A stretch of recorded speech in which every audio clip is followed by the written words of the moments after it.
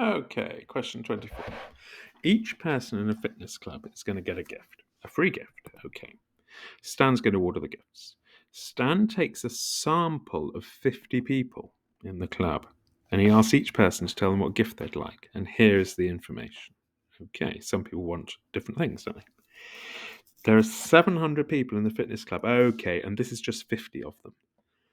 Right, work out how many sports bags Stan should order. Well, I see that there are 17 out of the 50 want a sports bag, don't they?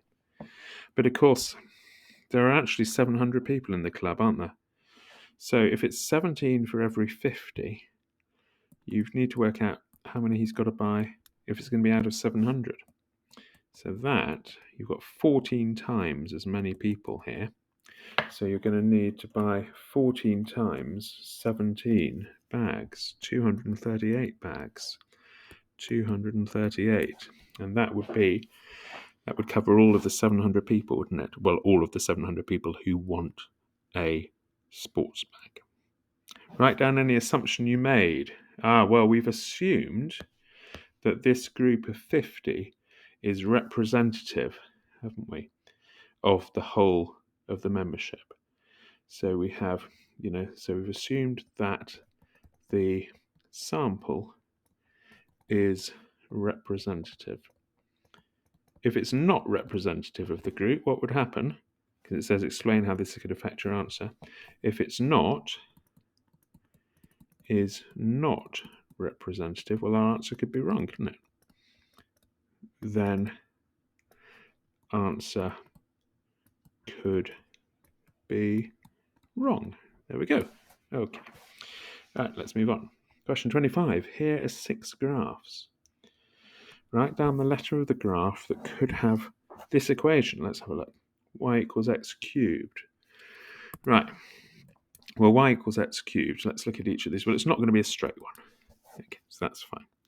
Now, x cubed. Well, if x is negative down here, then x cubed will be negative. So it can't have a positive on the negative. Look, this can't be the case here. This can't be the case here. This could be, and this could be. Right, we've just got to decide between D and F now. Let's have a look. Well, if you think about x being quite high, like 100, then x cubed would be 1,000,000, right up here, not right down here. So it's not D. So the answer for the first one is going to be F. Right, I'm going to rub out all my yellows. And now let's think about y is 1 over x.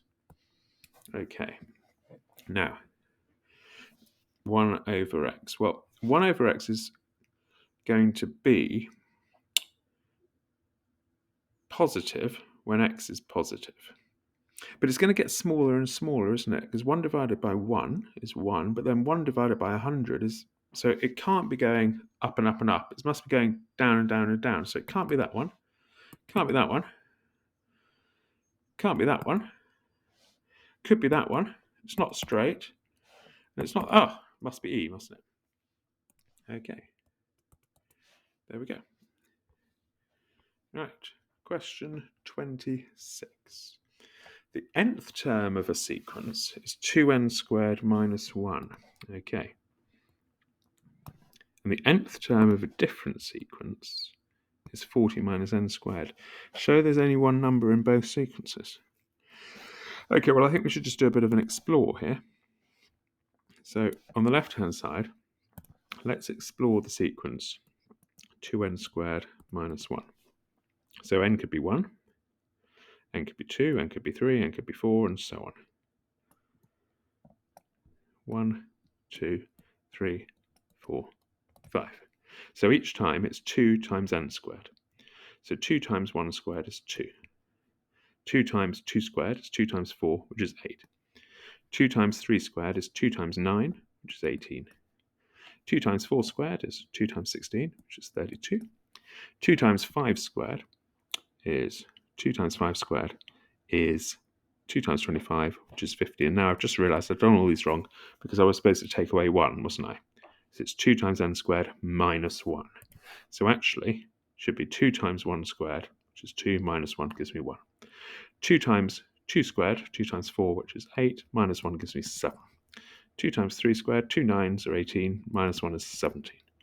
2 times 4 squared is 2 16s, 32, minus 1 is 31.